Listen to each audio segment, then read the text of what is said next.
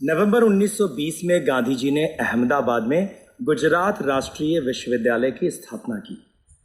अहमदाबाद में ही महात्मा गांधी ने एक आदर्श आश्रम की भी स्थापना की। इस संस्थान में छात्रों से अधिक शिक्षकों के अनुशासन पर बल दिया गया था। इस आश्रम के शिक्षकों को गांधी जी के द्वारा निर्धारित किए गए 6 व्रतों का पालन करना जरूरी था।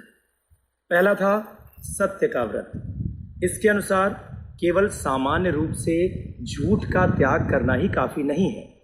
इसका पूर्ण पालन करने के लिए किसी प्रकार का भी छल कपट नहीं करना होता है। सत्य अपनाने पर माता पिता और अन्य बड़ों का विरोध भी सहना पड़ सकता है। आश्रम का दूसरा नियम था अहिंसा का व्रत। इसके पालन के लिए जीव हत्या ना करना ही काफी नहीं था। इसके लिए उन्हें भी नहीं सताना है जिसे खुद वो अन्यायपूर्ण मानता हो। आपको उनसे नाराज भी नहीं होना है, बल्कि प्रेम भी करना है। अत्याचार का विरोध करना है, मगर अत्याचारी को पीड़ित नहीं करना है। अपने प्रेम से ही उसे जीतने की कोशिश करनी होगी। गांधी जी द्वारा स्थापित इसी आश्रम में शिक्षकों के आचरण नियमावली में तीसरा नियम था ब्रह्मचर्य का व्रत।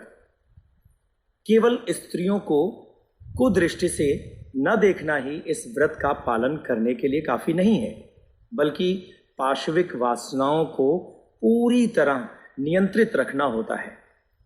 यदि कोई व्यक्ति विवाहित भी हो तो उसे अपनी पत्नी को भी आजीवन मित्र की तरह ही समझना चाहिए और पत्नी के साथ भी पूरी तरह से पवित्रता का संबंध ही स्थापित करना चाहिए। चौथा नियम या व्रत था जीवा पर नियंत्रण। इसके अनुसार आपको अपने नियमित आहार को शुद्ध और पवित्र रखना होगा। पाशविक विषय और वासनाओं को उत्तेजित करने वाले अथवा अनावश्यक खाद्य पदार्थों का परित्याग करना होता है। पांचवा नियम था चोरी न करने का व्रत। सामान्य रूप से दूसरों की धन संपत्ति को ना चुराना ही काफी नहीं है। वास्तव में हमें जिन वस्तुओं की जरूरत नहीं है उनका उपयोग भी एक तरह की चोरी है। अपनी दैनिक आवश्यकताओं की पूर्ति के लिए हमें प्रकृति से बहुत कुछ मिल जाता है जो हमारे लिए काफी होता है, और वास्तव में हमें इससे अधिक की जरूरत भी नहीं होती है। महात्मा गांधी जी द्वारा स्थापित साबरमती आश्रम के शिक्षकों के लिए निर्धारित नियमों में छठा और आखिरी नियम था अपरिग्रह का व्रत। इसमें वस्तुओं को अपने लिए एकत्रित करने की आदत को छोड़ना शामिल है। इसके लिए जरूरत से ज्यादा सामान को इकट्ठा ना करना या अपने पास ज्यादा सामान ना रखना ही काफी नहीं है, बल्कि हमें अपने दैनिक आवश्यकताओं को कम करते हुए, घटाते हुए अपने जीवन को सादा और सरल बनाने की कोशिश करना है।